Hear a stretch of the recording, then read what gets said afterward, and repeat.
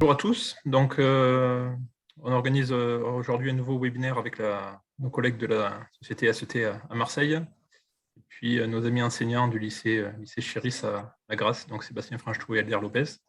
L'objectif, c'est de parler de l'industrie à l'IoT et de la façon de monitorer, ou en tout cas de rajouter de la supervision sur des machines via l'utilisation de capteurs connectés. Voilà, donc Laurent, je vais te laisser introduire le webinaire avant de laisser la parole aux autres intervenants.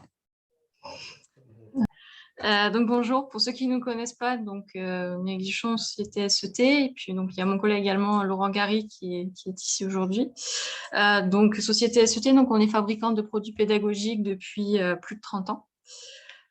Donc aujourd'hui, nous allons vous présenter donc un nouveau système que nous avons développé, un kit de capteurs connectés à base de cartes microcontrôleurs. On va notamment pouvoir, grâce à ce kit, pouvoir faire évoluer donc les systèmes pour les préparer à l'industrie 4.0 et ou éventuellement de faire évoluer donc certains de vos projets.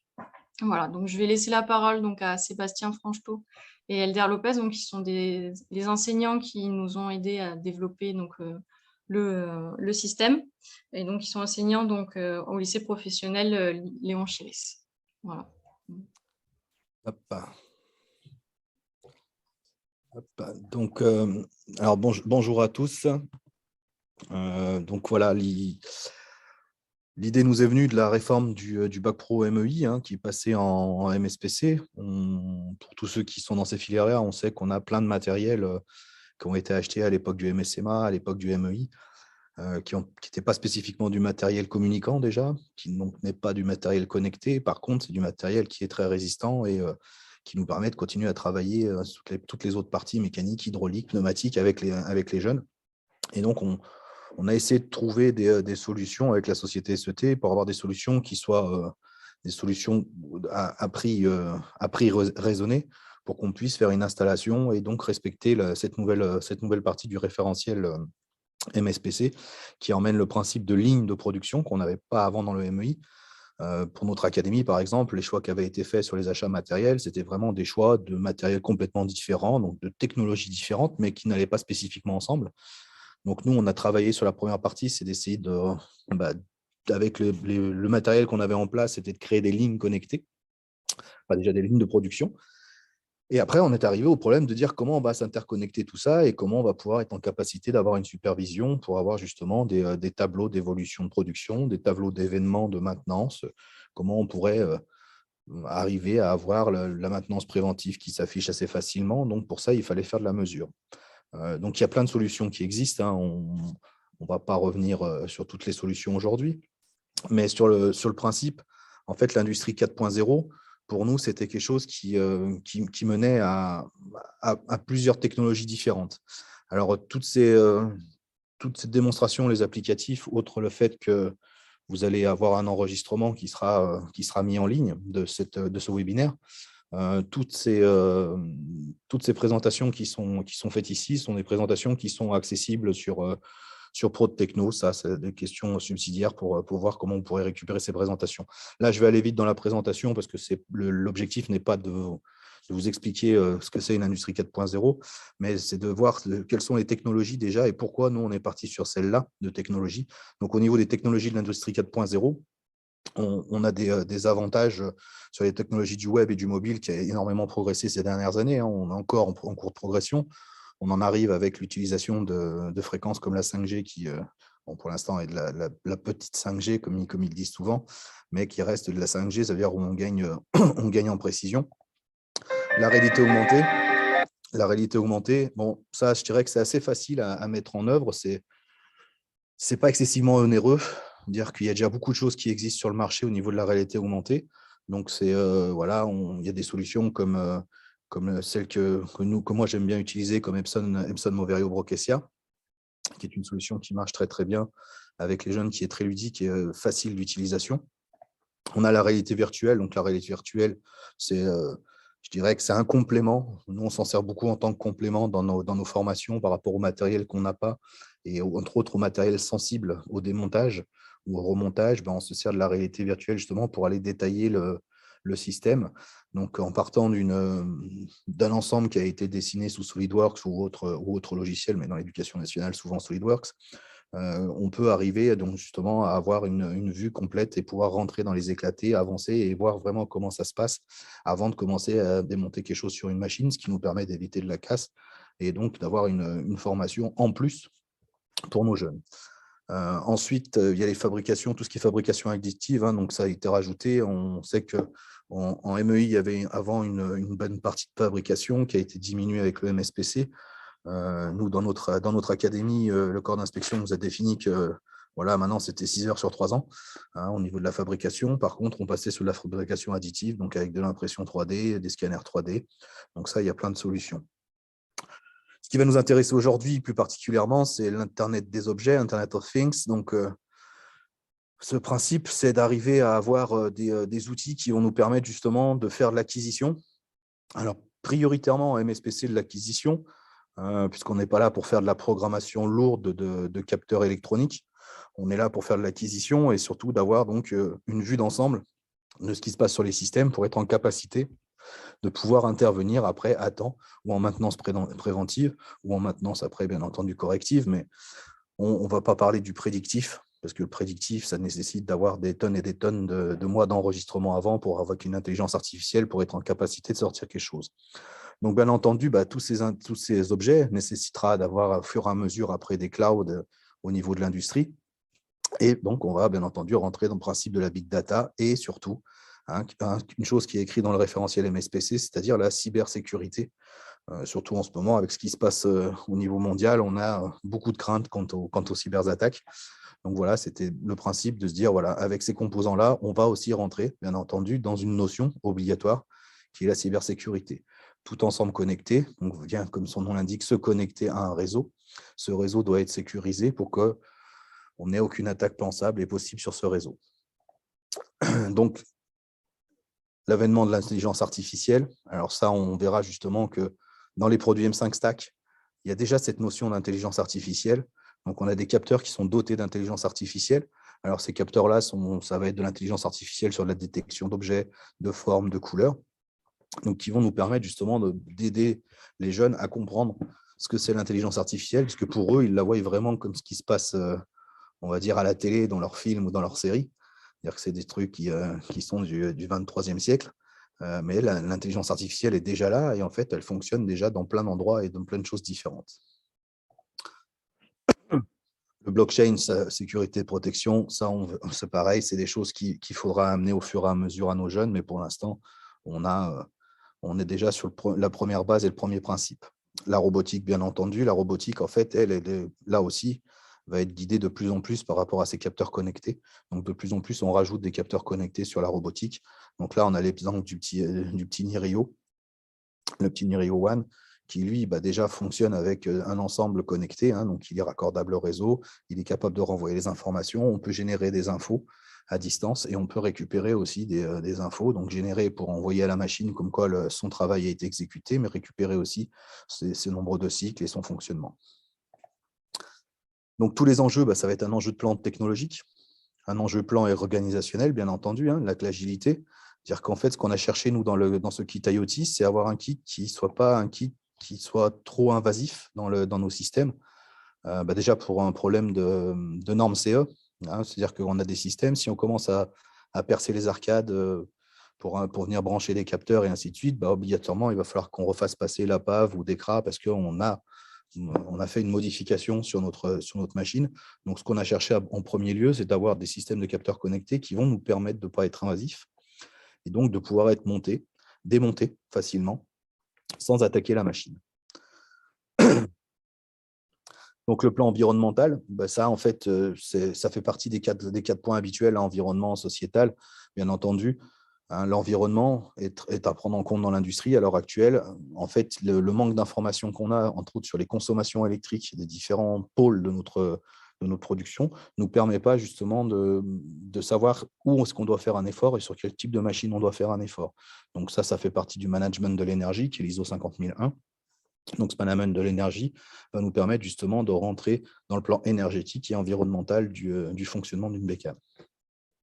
Donc, voilà au niveau de la présentation de tout ce qu'amène cette industrie 4.0.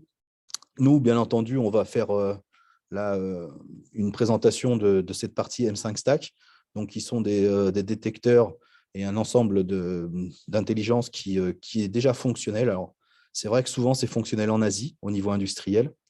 Sur le côté européen, on n'a pas les mêmes besoins à l'heure actuelle, mais ces besoins-là arrivent, puisque la réindustrialisation de la France va obligatoirement passer par une connectivité complète de nos systèmes de production. Mais en Asie, déjà, cet ensemble de systèmes fonctionne déjà. C'est-à-dire que ça paraît du petit matériel, mais en fait, ce petit matériel est déjà exécutif au niveau de l'industrie chinoise, par exemple. Ici, par exemple, on voit que ça, c'est une photo qui a été tirée d'une industrie chinoise. En fait, ils ont déjà monté des M5 Stack pour faire des suivis de production, des suivis de fonctionnement de machine. Donc, en fait, c'est les systèmes qui sont assez faciles, assez accessibles, et en plus de surcroît, qui peuvent être modifiés et être montés facilement par l'alimentation qu'ils ont tous. Donc, voilà, au niveau de la petite présentation Industrie 4.0, je vais laisser la parole à Elder. Juste une petite chose, vous pouvez sur Zoom poser des questions et réponses. Je vais commencer par reprendre un petit peu la présentation de ce kit. Donc, comme disait Sébastien, l'idée, c'était de pouvoir avoir une petite panoplie de composants et de capteurs pour faire de l'acquisition de données sur un système automatisé et d'essayer d'avoir une panoplie qui nous permet d'aller directement sur des informations assez classiques. Donc, on a pris toute une panoplie de capteurs qui vont dans cette panoplie, on va retrouver des capteurs à effet Hall pour capter les contacts magnétiques, des capteurs environnementaux. On va retrouver des capteurs de détection de présence infrarouge. On va faire des mesures de tension, des mesures d'intensité. On peut faire des barrières laser.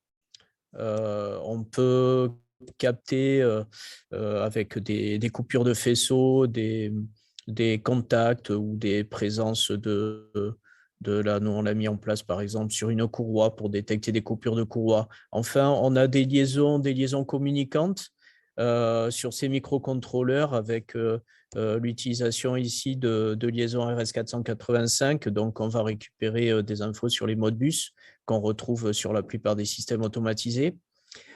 Évidemment, ces capteurs sont reliés, donc on vous a dit, aux microcontrôleurs, de différents types de microcontrôleurs. Ces microcontrôleurs, d'ailleurs, ce n'est pas différents types, c'est un type, c'est le ESP32. Ils sont basés sur le microcontrôleur ESP32, 32 entrées-sorties. Donc, c'est un microcontrôleur qui est très utilisé actuellement. Il est très performant, bien que faible en puissance, mais avec derrière de la Wi-Fi et du Bluetooth, donc d'énormes capacités. Et on le retrouve sous différentes formes. Donc, dans la série M5 Stack, on va le retrouver sous la forme ici du stack. Et on va retrouver aussi des caméras avec un ESP32 embarqué. On va retrouver l'Atom, qui est le plus petit d'entre eux, toujours un ESP32 à l'intérieur. Et le stick C, donc un format encore différent, ici sous la forme, on peut le monter sous la forme d'une montre qui va permettre donc d'avoir au poignet un retour d'information pour l'opérateur. Donc des tas de petits capteurs et plusieurs microcontrôleurs qui vont tous communiquer pour faire l'acquisition de données. Donc l'idée avec cette panoplie, c'est de pouvoir derrière équiper un système automatisé. Donc, on a un ensemble de capteurs sous forme d'unités comme ça qui vont être reliés directement au M5 Stack. Et certains autres capteurs qui sont sous la forme qu'on appelle des hâtes, des petits chapeaux qu'on vient connecter sur un connecteur, sur un GPIO, un petit connecteur qui est derrière le stick, ici. Directement pour ramener par exemple du son, un signal sonore, un signal d'alarme ou autre chose. On retrouve dans cette gamme une Unit V2 qui est une caméra d'intelligence artificielle, on vous en a parlé tout à l'heure. Donc cette caméra d'intelligence artificielle va permettre de faire tout un tas de fonctions préprogrammées. Hein, la programmation sera assez simple, puisqu'on va avoir ici, par exemple, sur cette caméra, la possibilité de faire de la reconnaissance de flashcode, par exemple. On peut faire de la reconnaissance d'objets, de la reconnaissance de formes. On peut faire un tracking avec un suivi de pistes, un suivi.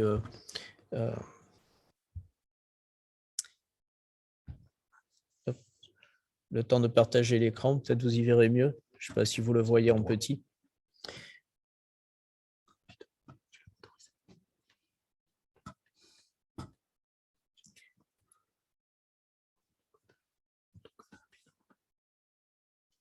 Je ne sais pas si vous me voyez en plein écran là. On te voit et derrière les 12 plus preset functions. Ouais, ça va? Ça marche? Faut que tu te reconnectes. Vous me voyez en petit ou? Oui, on te voit un petit. Ah ouais, dommage. Bon.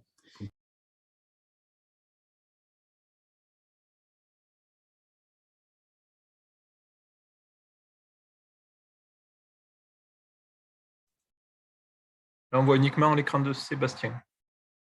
Oui, petit intermède musical. En fait, le partage d'écran n'était pas activé sur son ordinateur. Donc pour ça, il faut ressortir de la réunion et revenir. Donc il y en a pour 5 secondes pour qu'il puisse se reconnecter en fait à la base Zoom. Et donc voilà, donc le principe de base, nous, déjà dans ce que vous avez vu, ce qu'on a trouvé sympathique, c'est les sticks, donc les petits sticks orange. Elder a expliqué que ça pouvait être une base de montre. Nous, on l'a mis en place dans nos ateliers avec les jeunes. Ça a eu un aspect très, très ludique. C'est-à-dire que ça va faire entrer directement les jeunes dans le mode connecté, puisqu'en fait, on s'est retrouvé avec un ensemble où le gamin il a des informations directement sur la montre. Ça veut dire que le stack récupère tout et vient échanger avec le stick. Et le jeune se retrouve connecté un peu. Alors, nous, ils nous ont fait délirer parce qu'ils ont parlé d'Apple Watch, de Samsung Watch, enfin bon, de tous ces principes de montres connectées. Mais en fait, c'est exactement le principe. C'est-à-dire que de plus en plus, les techniciens de maintenance, dans les usines comme nous, on a sur Grasse, on est surtout les usines de parfum. Ces usines de parfum, en fait, de plus en plus sont connectés avec des sortes de petits pods, donc des téléphones ou des petits pods, et ils acquittent sur leur téléphone ou leur petit pod les actions qu'ils exécutent. Et là, c'est exactement le même principe, sauf que ça a été miniaturisé sur une montre, ce qui permet aux jeunes en fait, de sentir vraiment la connexion et de se dire, bah voilà, j'ai une montre et je viens intervenir sur ma machine avec la montre. C'est-à-dire qu'en fait, au final, on peut avoir une continuité de l'évolution. Ça y est, Elder, tu es reparti, c'est bon? Ouais. Je suis en plein écran là. C'est mieux. Donc, je parlais de cette caméra. Vous voyez qu'il y a un tas de fonctions disponibles dessus. Donc, et puis le tout petit de la gamme, l'Atom, qui est toujours un ESP32 à l'intérieur, avec un petit peu moins de connectique disponible, mais qui permet, voilà, sur des applications d'être discret et de pouvoir mettre des petits capteurs dans des endroits un peu plus compliqués d'accès. Avec en plus dessus un bouton et une matrice à LED qui permet différentes fonctions. Alors, l'idée, c'est que, évidemment, dès qu'on parle de ce matériel-là, on parle de microcontrôleurs, on parle de système automatisé, et du coup, de suite, on s'imagine la complexité de la mise en œuvre avec de la programmation et tout le reste. Donc, ce qu'on a voulu, c'est rendre les choses faciles et faire en sorte que tous ces composants-là soient pré-programmés avec des programmes tout faits, et de façon à ce qu'on puisse les mettre en œuvre assez facilement, et qu'on puisse derrière récupérer les infos avec au mieux des modifications de paramètres, des modifications de paramétrage, et pas rentrer jusqu'à la programmation. Bien que pour ceux qui veulent, après derrière, il n'y a rien voilà, c'est pas quelque chose de très compliqué. On a une programmation qui se fait voyez, sur ce type de matériel, il y a une interface de programmation qui se fait en langage blocks, donc c'est du langage algorithmique, donc c'est quelque chose d'assez simple à mettre en œuvre. Ça ressemble un peu à du Scratch que la plupart des élèves ont fait au collège. Donc, on retrouve une interface de programmation très conviviale si on veut aller plus loin dessus. Vous voyez, on a notre microcontrôleur, on peut rajouter les unités dessus. Donc, et à partir de cette interface, derrière, comme je vous l'ai dit, tous ces microcontrôleurs sont Wi-Fi et Bluetooth. Donc, ils vont pouvoir récupérer les infos des capteurs. Récupérer les infos des capteurs. Les infos de ces capteurs vont être envoyées vers un serveur, ici un broker.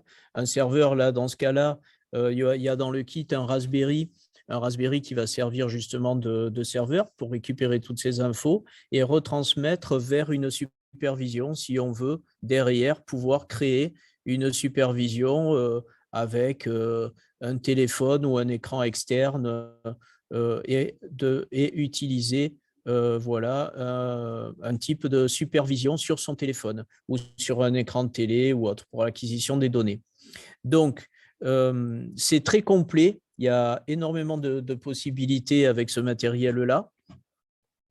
Nous, on l'a mis en place sur…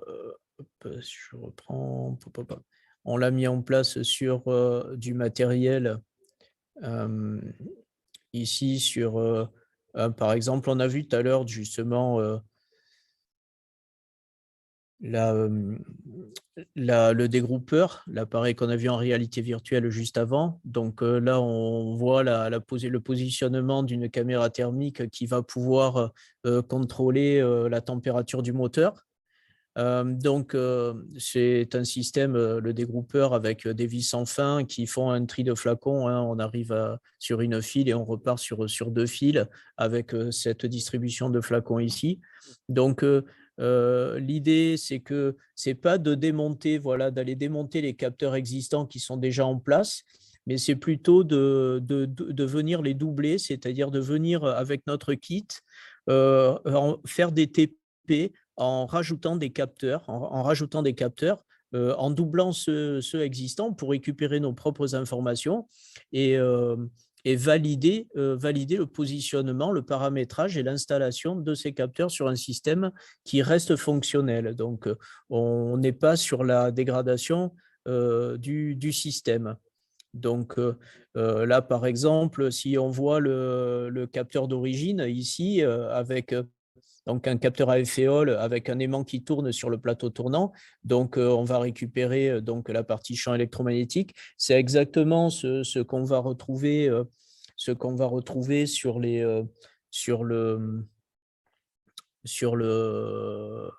avec le module capteur à alvéole qu'on va positionner de la gamme des M5.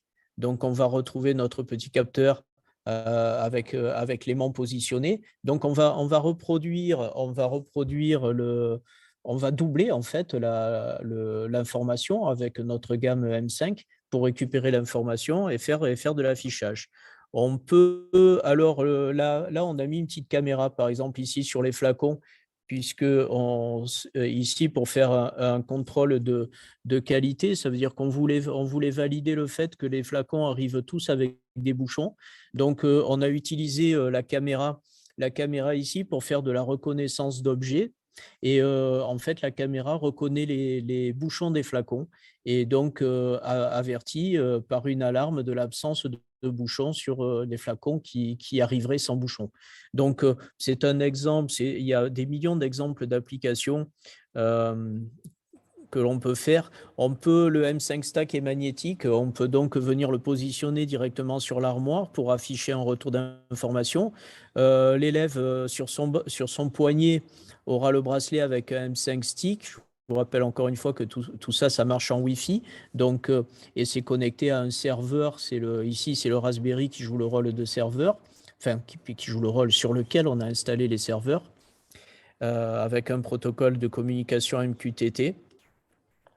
Et donc, on va pouvoir par exemple, ici, avoir une caméra qui va faire de la reconnaissance faciale, par exemple, pour identifier l'opérateur et valider le fonctionnement de l'opérateur.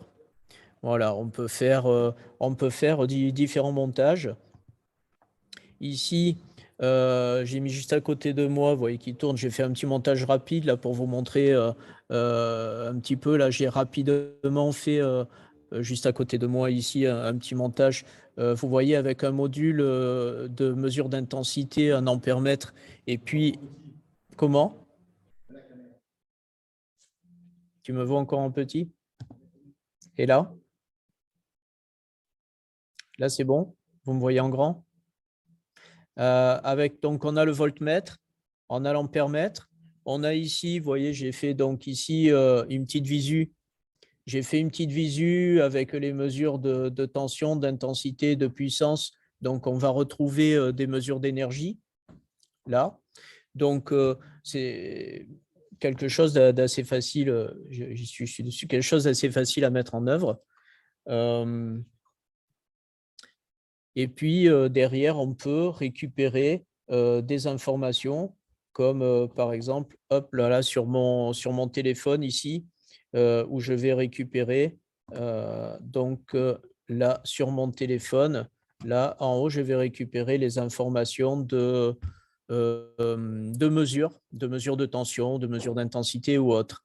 Donc, et tout ça avec un paramétrage que je peux faire sur un logiciel. Évidemment, ça appelle quand même à des notions de réseau, tout ça, parce qu'on a ici le Raspberry.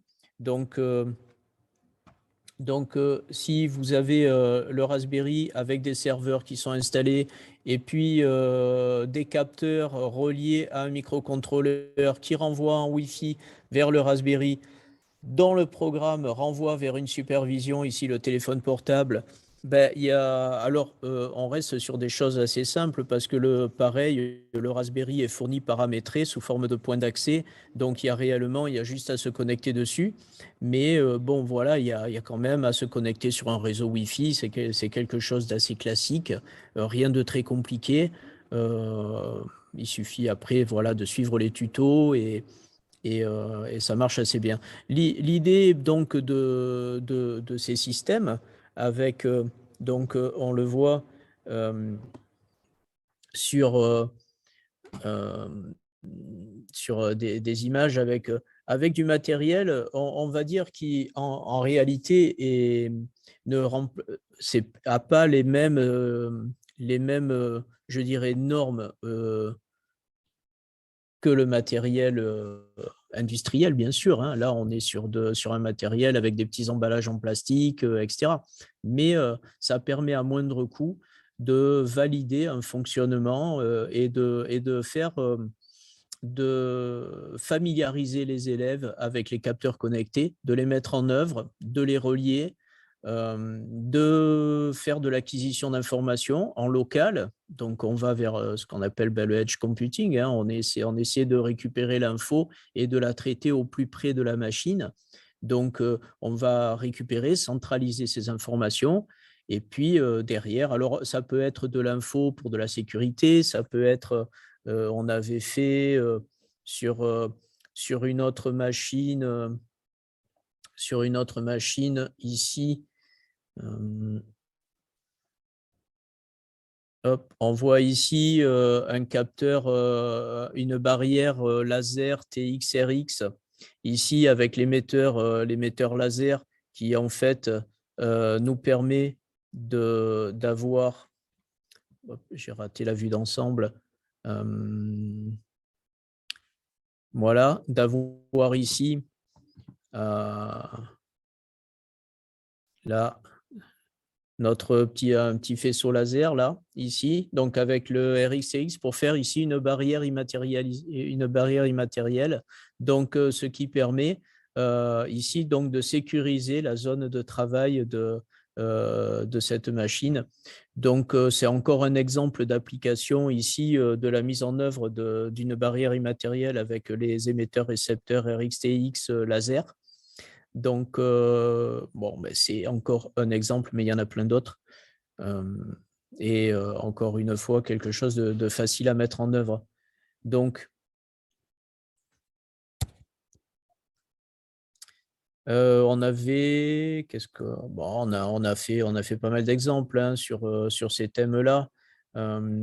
L'utilisation, par exemple, ici du stick, l'utilisation du stick avec avec un détecteur infrarouge de présence, de façon à sécuriser une zone de mouvement de la machine et d'arrêter, donc de pouvoir créer une alarme dans le cas où un opérateur s'approcherait un peu trop près de cette machine. Voilà, bon. Voilà, je ne veux pas trop rentrer dans le détail derrière de la programmation, hein, parce que derrière, on rentre après sur voilà, mais encore une fois, si je reviens voilà, ici sur un petit programme, là, sur l'interface donc UIFlow, ça c'est le petit programme, vous voyez, que j'ai fait pour la petite démo que je viens de vous montrer à côté, c'est-à-dire ici le voltmètre, et on voit bien, où il est sur mon écran. On voit bien que là, le programme n'est pas compliqué, hein. Donc, avec peu de choses, en fait, l'interface graphique, elle se travaille de ce côté-là. Et puis là, j'ai fait simplement un relevé d'informations. Je rajoute mes capteurs, je vais chercher mes infos. Donc, c'est assez… voilà, ça ressemble, comme je vous ai dit, à du Scratch, quelque chose d'assez facile à mettre en œuvre. Donc, pose pas spécialement de problème pour aller modifier des variables. C'est intéressant aussi au niveau un petit peu, j'ai fait 2-3 petits calculs parce qu'il y avait par exemple des petits problèmes d'arrondi, mettre 2 chiffres après la virgule, arrondir un petit peu derrière, calibrer en milliwatts. Donc là, il y a 2-3 petites formules mathématiques avec des additions, des divisions, des arrondis, donc ça peut être même intéressant de travailler ça en co-intervention avec le prof de maths. C'est ce que je fais moi souvent d'ailleurs pendant les séances de co-intervention, ça peut être très utile, c'est un bon support. Donc voilà, du paramétrage, de la mise en œuvre et surtout se familiariser avec toute une gamme de capteurs assez classiques. Voilà. Voilà, sans trop complexifier les choses. Pour ça, je ne veux pas aller trop loin non plus. Donc, je vous relaisse la parole et s'il y a des questions. Merci Albert pour la description de projet, donc des projets avec le kit connecté. Donc ça fait 35 minutes qu'on discute. Est-ce que parmi les participants, il y a des questions qui viennent? Quelqu'un, on peut y répondre.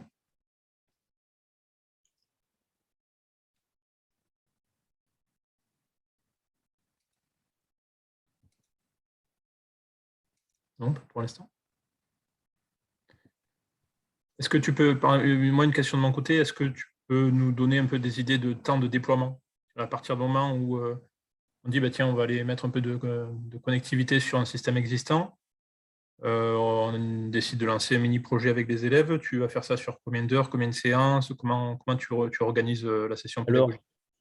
Alors, il y a pas mal de possibilités parce que, en fait, si je prends voilà, le microcontrôleur là, qu'on voit à l'image, le M5 Stack, on peut charger dessus plusieurs programmes. Ça veut dire que donc, le microcontrôleur peut avoir 5, 10, 15, 20 programmes. Par exemple, un programme pour chaque capteur. Et il suffit à ce moment-là, suivant le capteur qu'on branche, de venir sélectionner le programme choisi. Donc là-dessus, ça veut dire que je peux demander à un élève de partir sur un petit TP avec 1 ou 2 capteurs et utiliser le M5 Stack. Je ne vous ai pas parlé de la connectique, mais vous voyez la connectique qui est là, ce sont des connecteurs Grove. Donc, c'est un format de connectique. Et donc, ça peut aller d'un petit TP avec des programmes préétablis où en fait on vient simplement sélectionner le programme, poser les capteurs, récupérer l'info et comprendre comment le capteur va fonctionner dans le système. Donc ça peut aller très vite, ça peut être des TP facilement sur 2 heures, 3 heures. Et puis derrière, on peut enchaîner derrière sur des modifications de paramètres. Ça veut dire que rien n'empêche qu'on puisse demander de faire une modification, donc pour ceux qui veulent aller plus loin, ou changer des valeurs dans les programmes. Parce que là, par exemple, je suis en milli, on voit sur l'afficheur que je suis en milliampères, parce que là, je me suis mis sur un petit montage avec, évidemment, j'allume une LED, vous la voyez allumée là. Donc, c'est une LED qui fait que on voit là 5, 7 milliampères. Donc, mais si je vais sur un système industriel avec un courant, ce capteur d'intensité peut monter jusqu'à 4 ampères. Donc, si je monte en intensité, il va falloir changer d'échelle. Changer d'échelle, on peut très bien mettre en situation l'élève en lui disant, voilà, maintenant, on est sur un autre système. Par contre, là, il va falloir modifier un paramètre. Donc, revoir un petit peu notre programme, revoir un petit peu le programme ici et trouver ici le paramètre de réglage à changer ou la petite opération mathématique avec un coefficient à changer pour changer les unités. Donc là-dessus, on peut avoir derrière, en plus du côté mise en œuvre, câblage, réalisation, une partie paramétrage qui enchaîne derrière. Et rien n'empêche, après, plus loin, d'enchaîner en plus sur de la maintenance dans le cas où il y a un défaut sur un paramètre, par exemple. Ou faire une mesure, un contrôle de paramètres, et puis on voit que la mesure au multimètre ne donne pas la même chose que la mesure sur le M5, eh bien, il faut vérifier et éventuellement recalibrer le programme pour être sur le bon calibre ou sur le bon multiple. Donc voilà, ça peut aller vraiment de quelque chose de simple et on peut aller sur des trucs plus compliqués.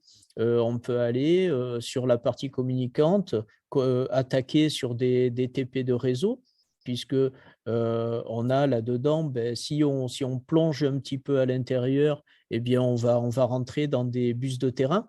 Donc, on va rentrer dans le bus RS485, le mode bus, donc comprendre un petit peu mieux comment marchent les communications des bus de terrain avec les trams mode bus. Le protocole Wi-Fi, eh bien, le protocole ici, c'est le protocole MQTT par le biais de la Wi-Fi qui va servir de communication. Donc, le protocole MQTT, c'est un protocole qui est très utilisé dans les communications, que ce soit en domotique ou dans les communications de proximité pour le matériel. Et donc, il est important de comprendre un petit peu comment il marche, donc rentrer un petit peu aussi dans la compréhension de ce protocole et de comment est établie cette communication. Hein. Et donc là, on attaque des notions de réseau avec le serveur. Pourquoi il y a un serveur, le point d'accès, qu'est-ce qu'un point d'accès? Et donc, on rajoute encore une couche finalement réseau là-dessus. Donc, on passe de la mise en place du câblage, la pose, l'implantation du matériel, la compréhension des capteurs, des transducteurs en général et des grandeurs. On passe derrière par du paramétrage, de l'algorithmie, qui est hyper importante aujourd'hui, puisque la plupart des paramétrages et aujourd'hui la plupart des programmations se font en langage bloc. Donc, la notion d'algorithmie est hyper importante et là, on est vraiment dedans. Et puis, derrière, connaître les fondamentaux du réseau. C'est-à-dire, voilà, installer un serveur, qu'est-ce que c'est qu'un serveur, comment ça se paramètre, à quoi ça sert, y en a-t-il plusieurs, etc. Donc, le point d'accès, la Wi-Fi et comment ça marche.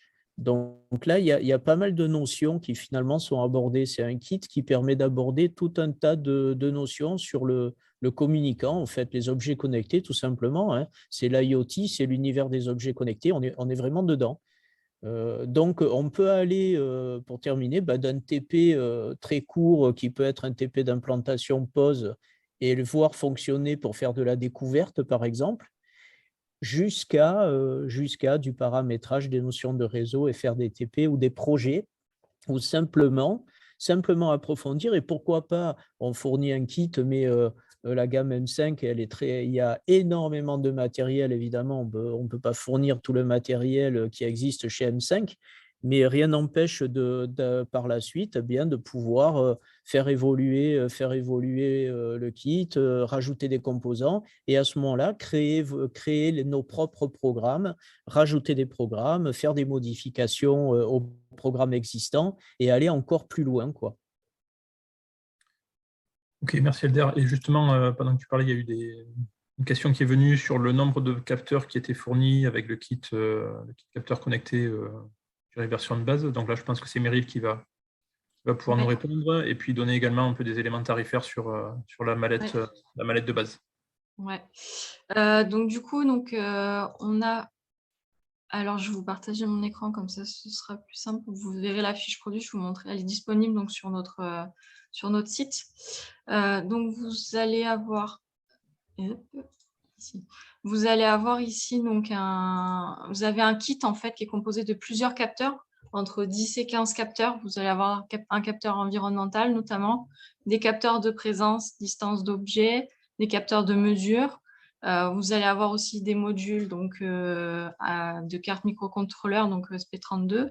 Vous allez avoir aussi des éléments qui vont vous permettre de faire de la communication RS485. Et bien sûr toute la connectique et la boîte de rangement de l'intégralité de ces capteurs, avec est également fournie donc ce qu'on appelle nous une setbox, donc c'est le serveur en fait, la Raspberry Pi, donc qui contient donc une interface déjà pré-programmée, si je peux dire, avec tous les kits capteurs qui sont déjà programmés dans une certaine configuration. Et pour pouvoir les mettre en place rapidement et donc les tester, vérifier leur fonctionnement assez rapidement. Alors, si je reprends les questions, donc ce kit de capteur donc, est de 1 250 € hors taxe. Voilà.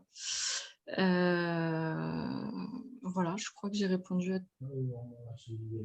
Voilà. Alors, le but, les capteurs, ouais, voilà, il y avait une question aussi pour savoir si c'était possible d'acheter individuellement. Alors, nous, on propose qu'un kit actuellement. Le but étant pas de faire donc le but n'étant pas de faire donc des ventes individuelles de capteurs. Voilà. Donc, la setbox, après, suivant le besoin, on pourra s'adapter, bien évidemment. La setbox a une importance particulière, puisque c'est elle qui permet de remonter les capteurs, de les mettre en forme, de faire des interfaces utilisables par des élèves de Bac Pro notamment. Enfin, bon, voilà. Oui, voilà, c'est ça. C'est un peu le cœur du projet, quoi. Oui. Node-RED est un logiciel qui a été créé par IBM il y a bien longtemps, qui a l'avantage aussi, entre autres, on n'en a pas vraiment parlé, mais donc les éléments de communication RS485, c'est-à-dire que tout ce que vous avez sur vos automates comme information capteur que vous désiriez récupérer sur le M5 Stack, c'est faisable justement. On peut récupérer la table RS485, la table Modbus de votre automate et donc récupérer ces informations pour qu'elles soient aussi dispensées après sur le MQTT et le Node-RED pour justement avoir la vision aussi directement de ce qui se passe déjà sur l'automate. C'est-à-dire qu'en fait, les capteurs qu'on vous propose peuvent être des capteurs de doublons, dans le cas où on veut revérifier la même chose, mais faire des activités, je dirais, qui ne sont pas des activités définitives sur l'axe machine. Par contre, on peut très bien s'en servir pour rajouter des informations à la machine avec les informations déjà existantes. C'est-à-dire qu'on va être en capacité justement de récupérer toutes les informations de l'automatisme pour justement le renvoyer aussi sur le Node-RED et que ça fonctionne correctement. Donc, Meryl, exactement, on a combien de capteurs alors? Le chiffre en tête. Là, je ne l'ai pas en tête. Voilà, Elder est en train de vous montrer. Donc, si vous regardez sur sa caméra, en fait, il est en train de vous montrer justement le kit capteur carton. Donc, parce qu'il y a aussi des boutons aussi, des haut-parleurs qui sont fournis. Vous avez les caméras qui sont fournies. Donc, c'est vraiment un kit complet. Vous avez, donc, voilà, comme montre Elder, donc un stick donc, qui sert de montre connectée, comme on disait. Donc, il y en a 2 qui sont fournis. Voilà. Voilà la caméra.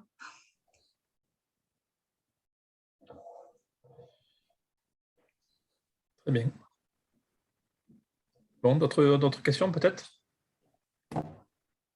Je n'en ai pas vu. Bon, donc l'enregistrement du webinaire va être mis sur nos chaînes YouTube là, au plus tard, tout début de semaine prochaine. Si vous avez des questions, alors soit vous contactez URM Automatisme ou SET. Donc setdidact.com, on va mettre le site web dans le lien, dans la discussion. On précisera, on mettra le lien, on précisera le nombre de capteurs vidéo. D'ailleurs, on la mettra sur YouTube, on mettra dans le montage, on mettra une petite annotation. Voilà, et puis n'hésitez pas à revenir vers nous individuellement pour avoir plus d'informations ou des éléments ou des chiffrages sur le kit capteur connecté. Voilà, merci à tous pour le webinaire. LDR, Sébastien, Meryl, Laurent. Merci à vous. Et puis on se retrouve rapidement pour une autre édition. Allez, bonne fin de journée. Au revoir.